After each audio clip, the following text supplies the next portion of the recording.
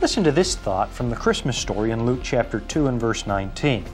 The Bible simply says, "But Mary kept all these things and pondered them in her heart."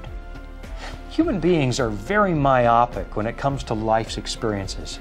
Our tendency when times get tough is to quickly forget the way that God has provided for us in the past. A few years back, I started one of the most difficult periods of my life, a time when very little seemed to be going right.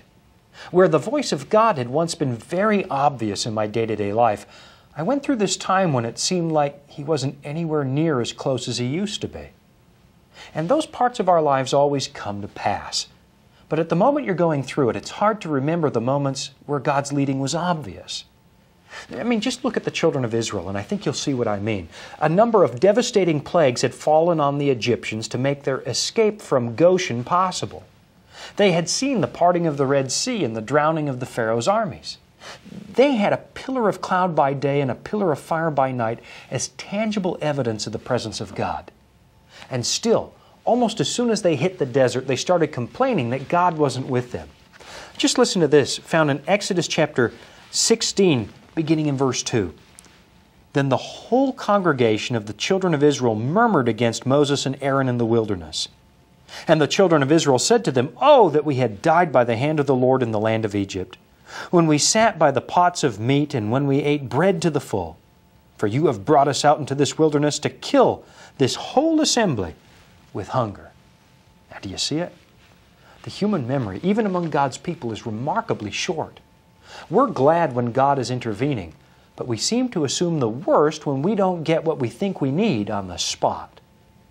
Now consider the plight of Mary, the mother of Jesus.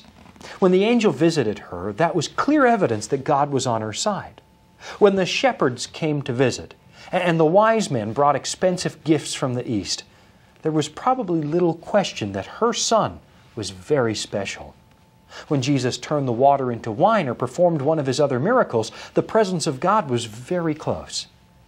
But now imagine that moment in the darkness at the foot of the cross, where she saw her miracle son writhing in agony on a rough Roman cross, and the so-called people of God mocking Him. As Jesus calls out, my God, why have you forsaken me?" What can Mary cling to? Take a careful look at the passage we read today, and I think you'll see a very important principle. Mary took the evidence that God had given her and kept it in her heart. She made a point of storing the stories of God working in her life deep inside her mind. And that's the sort of thing that's going to keep you in the worst of times.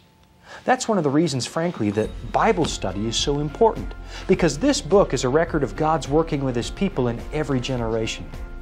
Take these words and hide them in your heart.